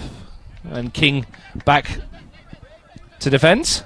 Yeah, I think that's where Matt King's comfortable. Chasing a ball or chasing down a player. That physical battle against Michael Mensah really sort of found him out a little bit earlier in this game. No rush from Matty Gerbisher to come across and take the throw. No prizes for guessing where this is going. Anywhere in the vicinity of Michael Mensah would be my guess. So he's thrown it for most of the afternoon. Danning's there lurking to pick up any pieces. And Matt Waters at the top of the box. And the sun doesn't help either. It's in towards Mensah, who won the header. But Wiseman was there, and now he wants to send it early towards Walsh and Ihegi. Well won by Subasic. And Graham to Pavlak. Subasic is limping after that challenge. He landed awkwardly, I think, on the ankle, didn't he? Down to Subasic. Here's Keir. Just muscled Murray off the ball, and Brunskill finds Danning. Thumping challenge by Steenbergen, and it's a throw-in. No love lost there, was there? Look, I mean, it's good contest. Kofi did well to hold the ball up, keep it in. Ooh. Murray goes scything in to Aidan Brunskill, and he's going to be very lucky boy not to pick up a card here. He's going to get away with that, yeah. He does get away with it. And Greg Taylor tells him probably that's the last chance he's going to get. Fortunate. Yeah. I don't know how much contact he actually made with Aidan Brunskill, but the intent was definitely there. Danning back to goal. Danning still going on. Back to Brunskill. We'll bring you news of a major goal at Nigel Oval very shortly. Subasic. That's got a bit of dip on it. Wiseman needs to be careful. It's dropped over his head. And it's gone in. Daniel Subasic has scored from an outrageous distance. And poor old Jacob Wiseman is done by the flight of the ball and the sun. And Canberra FC lead 2-0. Well, what a big couple of moments there on MPL, mate. Well, we're just about to bring you news of a goal down at Nigel where Mark Shields has equalised for Tigers FC. It's Tigers 1, Belconnen 1. And here it's Canberra FC 2, Tuggeranong 0. So big goals around the grounds. Huge moments in the Capital Football MPL. Well, that put Tigers on 26 with Tuggeranong. Belconnen on 25 would miss the finals. Incredible. Daniel Roberts has been taken off amongst all of that, and Sean Kiddie's come on. What a couple of minutes in the local football competition. And so if there's any consolation for Tuggeranong, is that the equaliser down at Nijong keeps them ahead of Belconnen. Ironically, from a former Tuggeranong United striker as well, and a former Canberra Olympic striker, doing. Mark Shields, you can go and a former Monero Panther striker. Go to the whole competition, I reckon. You get half a chance. Well, the season just keeps on giving, doesn't it? A couple of goals in a couple of minutes, a big one here and a big one down at Nijong as well. Mark Shields with the equaliser there, 1-1, 2-0 here. Denis Subasic's second goal of the season. It was Subasic's effort from way out as well, wasn't it? Was it a cross? Was it a scross? One of those things. I don't think Daniel will care, to be honest. It's his second goal of the season. He doesn't get many at all. Subasic doesn't get many goals, does he? And he'd be more than happy to claim that one. You could see as soon as it came off his boot. Yeah, Wiseman started backpedaling. You could see it. It was written all over his face. He's backpedaling. His sheer panic, wasn't hand it? was up with the sun, and yeah. Well, Subasic's other goal this season came here in a 7-2 win over Tigers FC. It was the first of the afternoon for FC on that occasion. And Jordan Lands has come on. Was that Ryan Carey's replaced? Yep. Yeah. So it looks like Matt Waters will come into the middle of the park. Jordan Lamb will come out to the right, and Ryan Keir off to the bench. So as we stand, Canberra FC 35, Canberra Olympic 30, Tuggeranong United 26, Tigers FC 26, Belconnen United 25. The top four would be sorted this evening. Belconnen United would be out. But there's still time to play. We've still got 23 minutes. Yeah, 23 minutes to go here. And there's going to be some more twists and turns. I can feel it, Frank, between now and the end of the season. It's Roberts. Ehegi made the run down the channel. Graham. It's a bit of a coach killer, those kind of goals. You can't do anything about it, can you? I mean, the wind, the sun, and combination of factors does for Wiseman.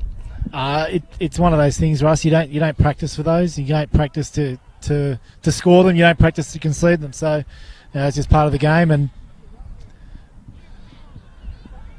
well, can Tuggeranong come back? That's a good tackle from Pavlak. Half a flag. Half a flag. It's half a foul. Lauren Hargraves on that far side. Thought about it for a moment, didn't she? It's getting pretty fiery again, I think. Here's Murray. Well, I wonder if Tuggeranong do know about the score down at Tigers. If they do, they'll be slightly more happy than they were 5 minutes ago when Daniel Subasic's goal dropped in the net. How do you approach this now as a coach, Frank? As Paul or Mitch? As Mitch. As Paul, I'm smoking Cubans. As Mitch, I think you just got to basically stick to what's got you here so far. If you believe in what you've put in place all season long, it shouldn't change just with a goal that's come out of nowhere, and a result someone outside of your hands. I suppose the only thing Mitch could do is actually look at potentially going 3 at the back and maybe throwing another one up front, just to ask more questions of the Canberra FC defence. But you got to pretty much stick true to what's got you here so far. I mean, like we said, they've been in the top 3 pretty much all season. You wouldn't say they're sneaking in by the back door right now, would they? But would you? But because of what they've achieved already throughout the season, no matter what happens at Nijong. Exactly right, and it's like we said, Tuggeranong on the back of a great start to the season. I think they were sort of 4 or 5 undefeated. and then they just built from there. So, I mean, they've had a bit of a lean period last few games until they beat Monero, but up until then, they've always been, in that top 3. So, I don't think if they do make it, they've earned it. Well, they won their first 4, and that run was halted at Greenway by Canberra Olympic in a 3-1 win, which we covered on Bar TV. Yep. Seem to remember Daniel Colbertaldo tapped one in from about 35 on that day, didn't he? Yeah, full of goals this year. Daniel keeps telling me.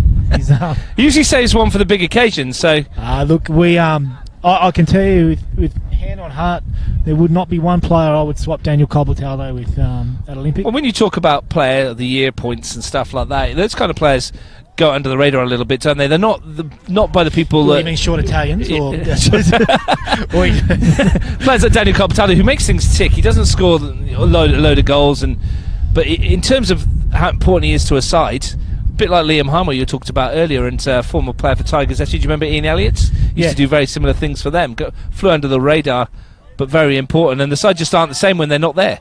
Exactly right, and people like for us, Colbertaldo, Tommy McLaughlin, the Bobbless boys, Magic, they do sort of fly under the radar. They're not the ones that are written about in the newspaper or got the highlight reel out for. But we wouldn't swap them for anyone. And the same as Deacon, Canberra FC. You look at people like Matt Waters, Pavlak, and even young Subasic.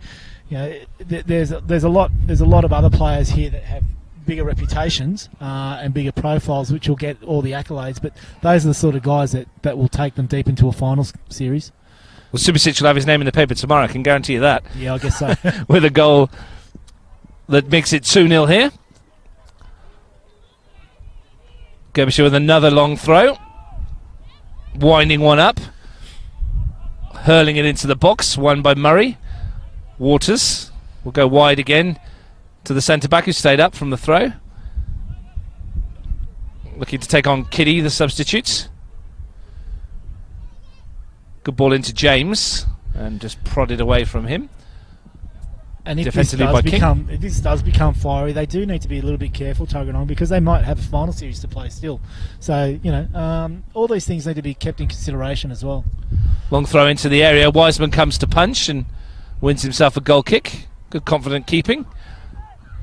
It's a lonely position, a goalkeeper, when that happens to you, isn't it? Drops over your head. You've got plenty of time to think about it while the ball's at the other end and the boys are knocking it around. I'd love to be able to call on my goalkeeper to answer that, but he's in the island that he owns in Greece, and is he on the private yachts? Yeah, So I think the private jet's warming up to come back later on this week. So Big Ange will be back, and it's you can hear the substitution probably over the background of the speakers. Michael Mensah, who scored the first goal, is off. Marko Vrkic is on. Yeah, Ange Constantino probably back with half of Greece in his pocket. Whatever he can get through customs. He probably owns customs anyway. Owns everything else. Ball forwards. Brown comes to take. So Vrkic has gone into midfield. Kofi Danning has gone up front next to TJ. Here is Vrkic. Now Lamb. Ball in fields to Waters. Looks to stretch his legs and run away from Highmore and concedes a free kick with a little nudge in the back. You get Ange back for next week, for Wednesday, or? We'll have him back for Sunday. For Sunday? Yeah. The jet's not that quick.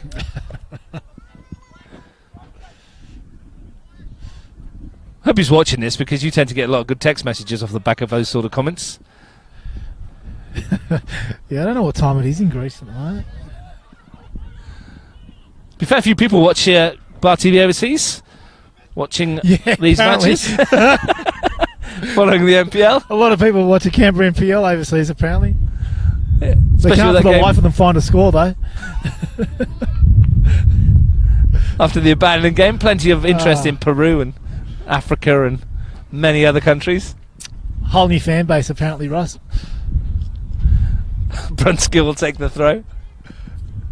Well, he won't. He'll leave it for Matty Gerbisher. I thought for a surprise there for a moment. Well, he's had plenty of opportunities this afternoon to launch one in, and Michael Mensah's not there anymore. Having a bit of a chat with the Olympic boys down there on the fence. Here he goes. Flings one in towards Verkic. It might come for Danning. Verkic is there as well. Danning once more turning, blocking the shot. It gets another stab at it, and it's just over the crossbar. And how about this for news from Nijong Oval? Tigers FC 2, Balcony United 1. Robbie Dealey has scored for Tigers. And another twist in the tail. Balcony now need 2 to make finals football. They must win that game. And Robbie Dealey, another former Canberra Olympic player. And Canberra FC. And Canberra FC. And Monero Brothers. Well, that's interesting because that means that if that result stays as is, Tigers and Olympic are playing for a top 2 spot on Wednesday as well. Yeah, Tigers would still be in with a shout. Big stuff there. Puts added more pressure on the game on Wednesday as well. As if it needed any more.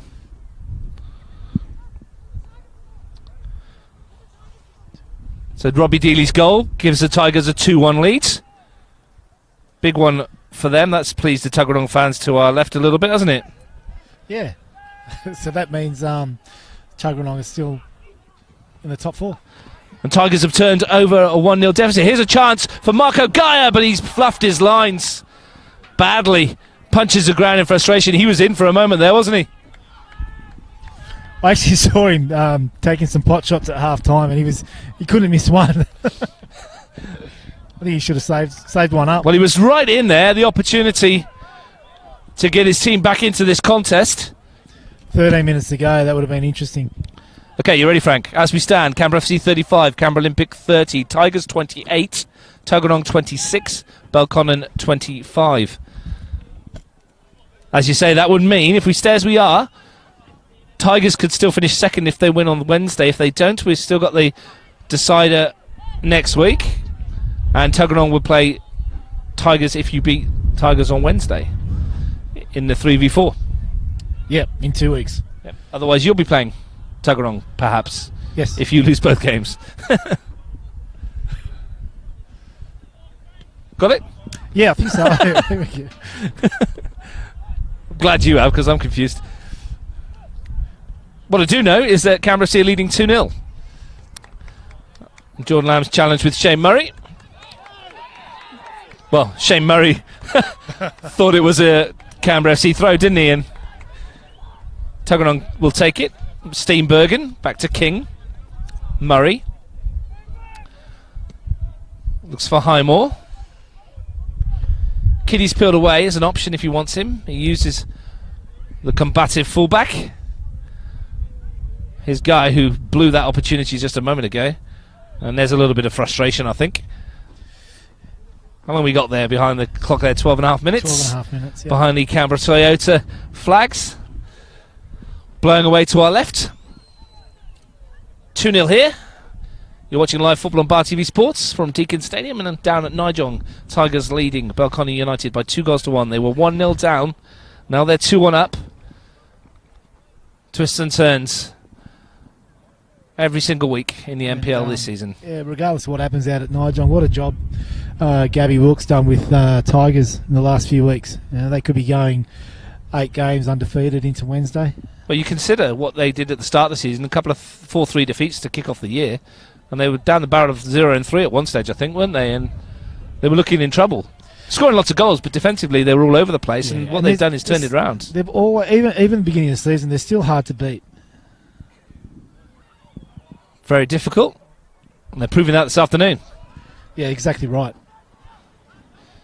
Sean Kiddie has got a long throw himself, and he'll wind this one up.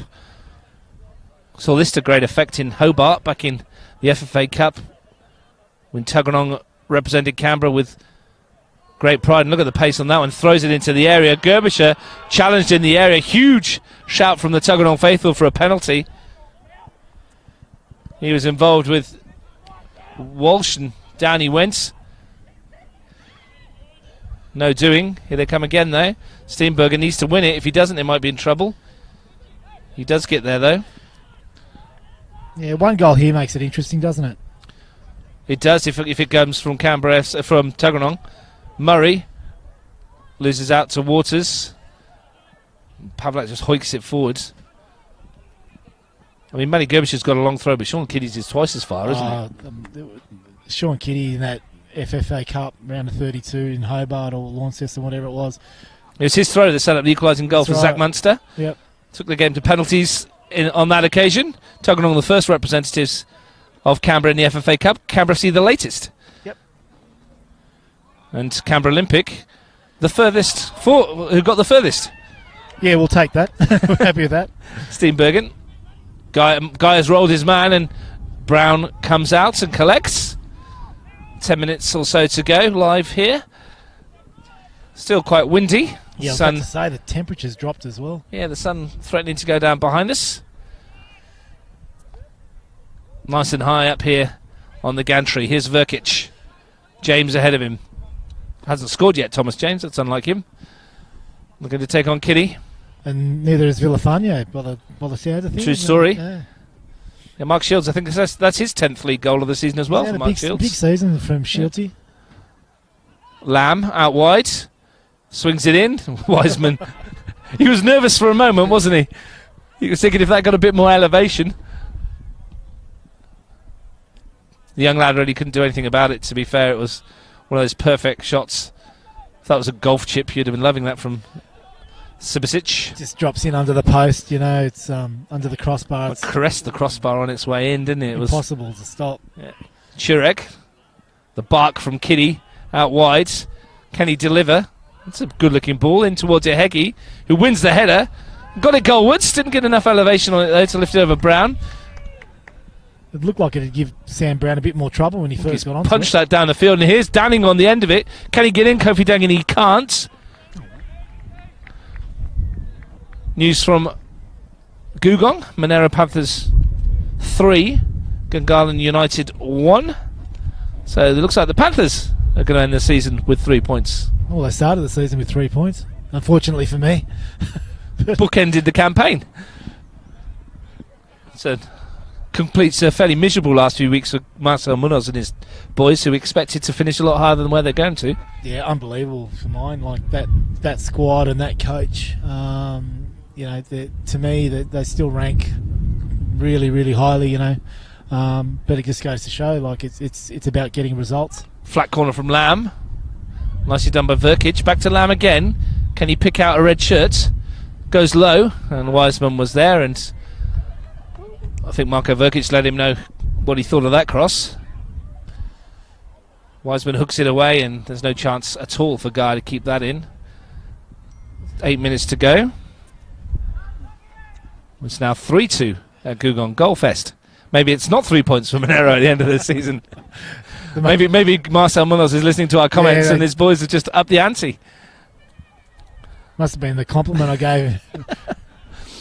Here's Murray, looking to get there ahead of Jordan Lamb, and Murray will do well to keep this in.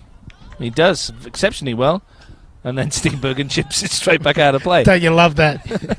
Sprint 30 metres to keep it in, and your left back just chips it out. Dinks it straight back out of play. While you're down there. Lead on the floor. Here's Steenbergen looking to atone for that. Well done by Lamb. Brunskill found Waters. Slavic got in there. Highmore. Kiddie outside him. Goes inside to Chirek. Loses out. It was Pavlak who got a foot in. That's a free kick. Been impressive laying Highmore today. Yeah, they're 2-0 down. They've not done an awful lot wrong to be 2-0 down. Michael Mensah's header and the spectacular from Daniel Subasic. The spectacular or the lucky. Take your pick. Lamb swings it in. Not his best delivery. Here's Murray. It's been busy for Tuggeranong. Can they find a way back? It's a free throw into Tuggeranong. Ehegi couldn't keep that in. And Brunskill will be in no rush. Verkic finds Lamb. Gets it back again. Well done, Marko Verkic. Thomas James. Chance for him on the left foot. Good block as well. I think it might have been Slavic with a foot in there, was it? Yeah, well, I actually thought that was going to be 3-0 Canberra FC then when TJ's received the ball inside the box. Still might be a chance for them to do so. Here's Brent Skill. Sun's gone behind the clouds and temperature plummets by about 45 degrees to minus 20. Wind chill factor of another 10 on top of that, I'd imagine. Graham finds Pavlak. Fairly unforgiving up here, isn't it? Yeah.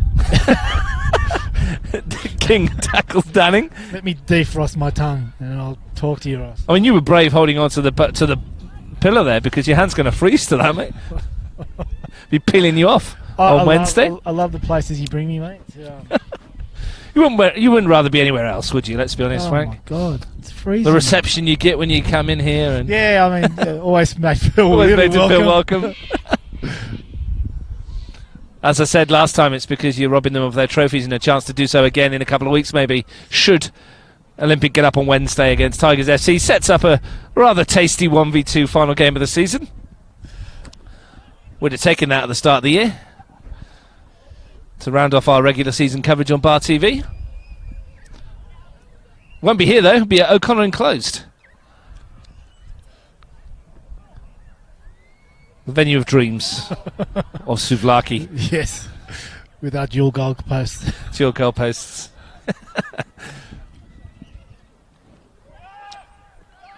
Brown. Final 5 minutes here. When James has run away here and Wiseman came and stopped, and then James has left his knee in, and this could be a trouble for Thomas James. That was knee high. And it's only a yellow, but that's his 4th of the season, isn't it? I think so, yeah. It might well be his 4th of the season. Could be a suspension for him for the big game next week. May well be. We'll have to do a bit of research there and find that out, Frank. But we were talking beforehand, we thought he might have been on 3. If so, Thomas James will not take part in the Olympic Canberra FC game next week. And that will be a big blow for FC. We'll double check that, so we won't speculate on that just too much yet. It's lucky it was only yellow from where we were, though. It was distinctly high. It was an interesting one. If I mean, obviously the keepers hesitated. The ball's got held up in the wind. I'm 100% sure his intent was to play the ball. So I think that's probably what saved him. So, yeah, I think yellow's fair. Marlon Thompson's come on for Associate Heggie up front. Scored a nice goal in the under-20s game, which ended with a heavy win for FC. Here's Murray. Thrashed one in at the end. Did Thompson. Consolation goal was all it was. There's 5 or 6 have gone in at the other end. You're still rushing to get the ball out once they scored. Well, there's still... Yeah, he was, wasn't he? Yes. Even though it was about 6-1 at the time. Murray with the throw as the wind picks up. Nearly blows Frank Keisha off the gantry. Ball into the penalty. Churek comes in. If you did get blown off the gantry, who's in charge? Well, that's interesting because I think my assistant Luca Uje is off to overseas this week with his son. So it'll be Matty Keisha then, will it? Oh God, no. It's Big Ange. Jeez. You'll be picking the team. Yeah, well, no, look, Matty's been really good value for us. You know, he's been with me the whole time at Olympic, former Olympic premiership winner as well. So,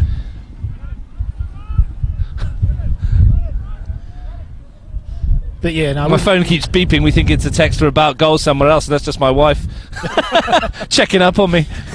That's all right. I'm getting photos of my son posing with Benji Marshall after the Tigers win at the Raiders today.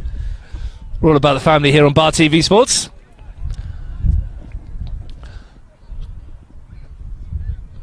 Here's Steenbergen. Final moments of the season. Regular season for Tuggeranong, I should say. At the moment, they're playing finals football. Unless Belconnen United one goal can change all that. Can squeeze one back. Well, they'll need 2, wouldn't they? Belconnen will need a couple of goals. They'll need a couple of goals in the last 5 minutes because a draw wouldn't do them. A draw would give the Blue Devils 25 points, and Tuggeranong already on 26 would be home and dry. Late change for Canberra FC. Ross Costanzo is coming on, and it's Matt Waters trudging off.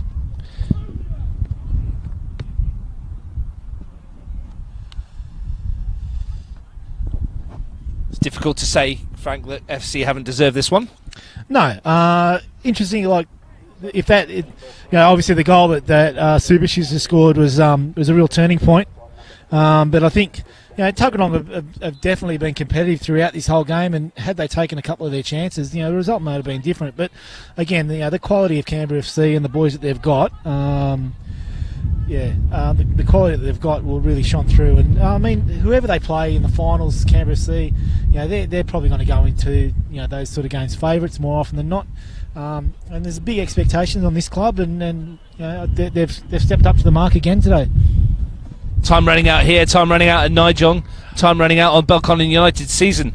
As it stands, they are the one that will miss out. 1-0 up they were through Sam Whittier, 2-1 down. Mark Shields and Robbie Dealey with the goals there.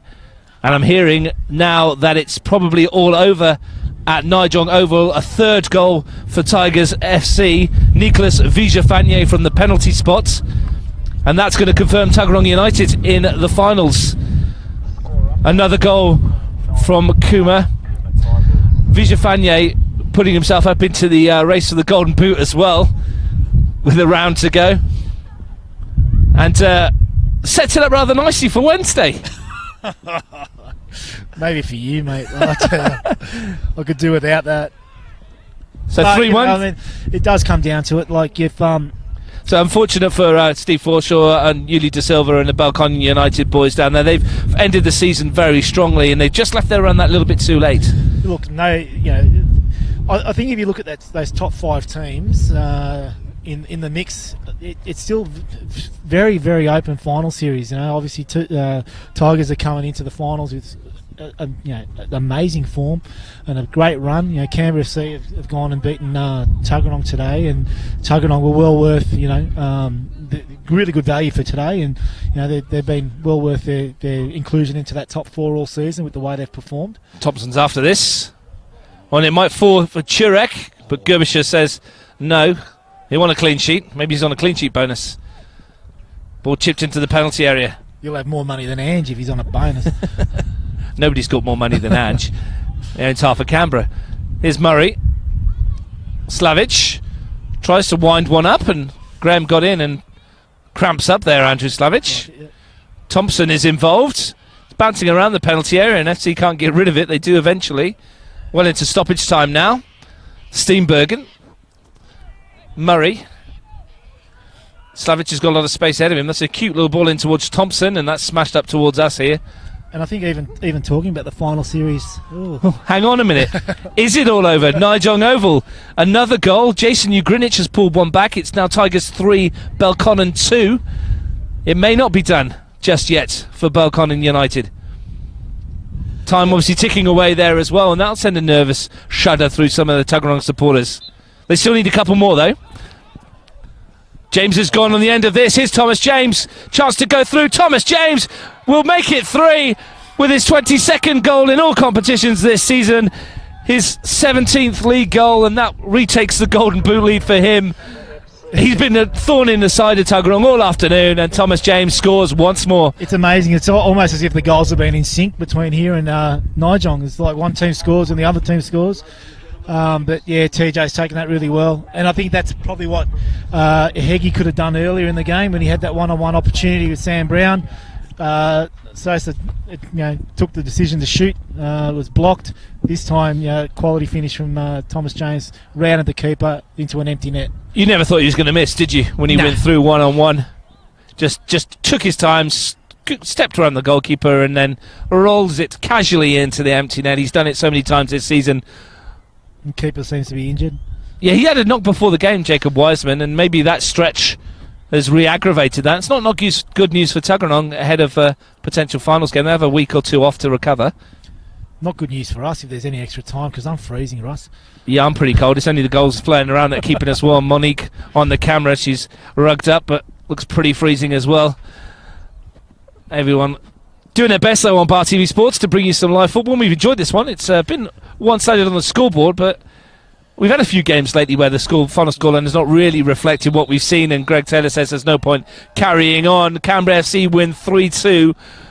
We've still got game going on down at Nijong. It's 3-2 down there at the moment. Jason Ugrinich's goal has pulled one back. But as we stand, Tuggeranong are in finals football, Frank, and if it does stay the same, if Belconnen don't get a couple more, it's going to stay that way, which is probably unlikely. They're probably not going to score 2 in the last couple of minutes, but you never know. No, you wouldn't have thought so, but it's great for that Tuggeranong region. You have someone there representing them at the NPL level, the first grade level. They've always been rich in history in their juniors. Going back a number of years, they were very strong in our Premier League, but it's been a long time without Tuggeranong in the Final Four in NPL. So, fantastic achievement from Mitch Stevens and his players. Thanks very much for your company, Frank. We'll leave you go off and start devising the match plan for Wednesday to try and keep your championship hopes alive in terms of the title. As it is here, Canberra SC have gone 5 points clear, which means Canberra Olympic would need to win both their final 2 games of the season to claim the title. Goals here from Michael Mensah, Daniel Subasic and Thomas James are the difference. Tuggeranong United, as it stands, are in the finals, though, unless something miraculous happens at Nijong. But the final score here is Canberra FC 3, Tuggeranong United 0.